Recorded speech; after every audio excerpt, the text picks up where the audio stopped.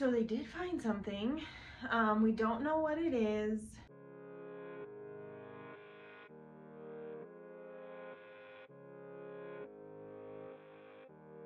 Okay, so I just woke up. I'm being quiet because Ellie's still sleeping, which is super unusual because usually she wakes me up.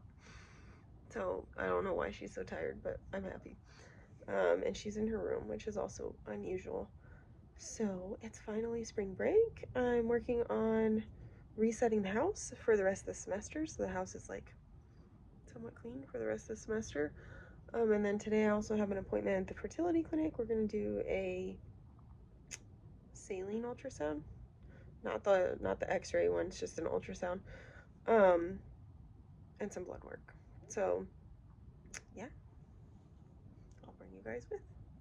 Ellie, can you say milk? Can you say milk? No, you refuse. You're not gonna play a game anymore. Can you say milk? Ellie, what do you want to go get? We're so cute. Ellie, let me see your cute little self. Peepees. Baby? Yeah, your baby's in there. Is it in there still? Do you want me to zip it up? Okay, let's zip it up. Okay, so we are on our way to drop Ellie off.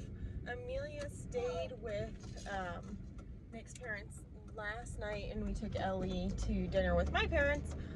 So Amelia's already over there. I'm just gonna drop Ellie off really quick, and then their house is practically on the same street as the fertility clinic, so it's a pretty straight shot once I drop them off. So it's 9:47. My appointment technically is at 11, but they want me there 30 minutes early. I'm not particularly sure why, because I'm not a new patient, but we'll find out. I'm sure they have a reason. So yep, that's what we're doing.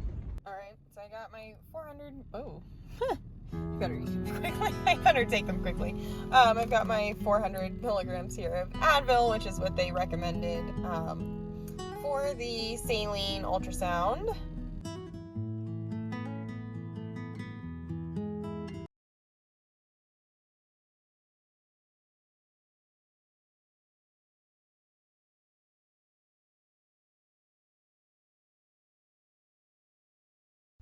Okay, so it's Thursday the 20th now. So yesterday was Wednesday. I went and got the saline ultrasound done. So basically that's where they put a catheter through the cervix and into the uterus. So you have one end of the catheter in the uterus, and then one end is connected to a large syringe of saline. And so what they do is they have, in this case it was a nurse and a nurse practitioner. So the nurse practitioner was operating the ultrasound, and the nurse was injecting the saline. So what they do is they inject the saline, which, because your uterus obviously is a cavity, but a lot of the time it's actually pretty much collapsed on itself, I guess. And so when they inject saline, it opens it up. So they did find something. We don't know what it is. We're kind of leaning away from a fibroid because we think that they would have seen it when I was pregnant, and we don't think it would have grown that quickly because that was only a month ago that I was pregnant. So because we had my last ultrasound, I think on the 18th of February, and then we did the D&C on the 19th of February. So this is what it looks like. I didn't get the measurements on it. I wish I would have asked, but I thought about it, and then I don't know what happened. I forgot. So like where it's black is where the uterus is. Well, I mean, all of it's the uterus, but then this white blob is what shouldn't be there. So now I have to go in and get a hysteroscopy. I believe I'm saying that right.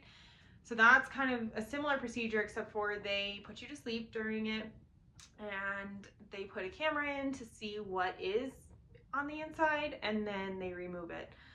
So it is technically a surgery, but it's not an incisional surgery. Like, they are just still going through the cervix, which is good. I try to avoid incisions if I can. But that's kind of a bummer. They were saying that they'd be able to schedule it a month out. We're kind of hoping maybe they can do it sooner, because if it's not a fibroid, we're thinking it's either retained fetal tissue or a blood clot. And I don't know about the blood clot, but the fetal tissue I do know could cause an infection eventually. I did have one episode of super heavy bleeding, which could be related to any of those three things, where I almost went to the ER, but it did stop after about 2 hours. So I kind of was in that in between, like, I don't know what to do. I didn't end up going. I will say if it happens again, I'll probably go in now that I know that there is something. I don't know if they'll do anything. It just depends on what they think needs to be done. Obviously an ER's job is just to stabilize you. So if they think you can wait for your surgery with your surgeon and your healthcare providers, that's what they'll do. But if they think it's dangerous to you, then obviously they'll intervene there. So that's where we're at with that. I also feel like I'm not super surprised. I mean, I kind of had a suspicion that this was going on, because when I did have that super heavy bleeding, I was having like pretty like a tightness in my belly, which isn't normal for me with like period cramping or anything like that. And I was like, it kind of feels like maybe my body's trying to get rid of something. So I'm not super surprised, but I am kind of still a little surprised. I don't know. I mean, I had a suspicion, but I didn't actually expect it to be real. My hormones also are like way out of whack. I haven't tested them in a few days, but when I last did, so I use the Neato monitor, which tests your urine and gives you like numerical values for everything. My estrogen was really high, like 600, and this should be the follicular phase. So my estrogen was really high. The progesterone's still a little high for that phase. I still have high LH, which is interesting because that is a component of PCOS. PCOS can cause high baseline levels of LH, but it also could be that it's reading the HCG instead of the LH, because the two molecules look super similar. So we're not really sure what's going on with that. I guess I could have my HCG rerun. I think they were supposed to run labs yesterday at the fertility clinic and they didn't. They still haven't called me back to schedule the surgery, so I'm going to call them tomorrow and make sure that we didn't miss labs yesterday. And then also see where we're at, if they made any progress on figuring out if we can do surgery a little bit sooner. I also got some tests back from my blood test. So everything looked normal, except for one of the white blood cell counts or something was just a tiny bit off, which that's kind of common. And then like it was just a little off. And then I did come back as pre-diabetic on my A1C. So just barely, it's 5.8 and it should be below 5.6. But that's probably also related to the PCOS.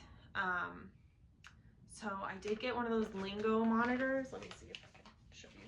Which, like, it's a continuous glucose monitor that goes on the back of your arm. So that's right here. I promise this is fuzz from my black sweater. I do shave. So yep. So today's my first day with that. That wasn't covered by insurance, but it was only $50 for 2 weeks through Lingo. So I'm excited to see how that goes. So far, I haven't hit anything like way out of whack, but I've also changed my diet. I actually changed my diet before I found out I was pre-diabetic, but then when I found out I was pre-diabetic, I was like, yeah, we really need to change this. So that's those results. I actually haven't talked to a doctor about those yet. And then also we got the results back from the genetic testing for the baby, and they weren't able to get the tissue to grow, so they didn't get any kind of results. So we don't really know. We don't have a better idea of what happened. I'm really upset about that because I wanted to find out the gender of the baby. I wish that I would have just done like the at-home gender test a little earlier, because I did get it in the mail. It was delayed. I don't know if it would have made a difference at that point because I ordered it kind of late, but I didn't end up getting it until the day that I had the ultrasound. And by then I was like, well, I already have an ultrasound today, and I kind of had a suspicion that the baby didn't make it. So I'm bummed about that. I really wanted to know what gender the baby was, but there's literally nothing we can do about that. So I know it's not something I should like spend time worrying about. So yeah, I'll keep you guys updated on when we schedule the surgery. I'm really curious to see what it is. that's in there that shouldn't be in there. So thank you always for watching, and I will see you guys soon.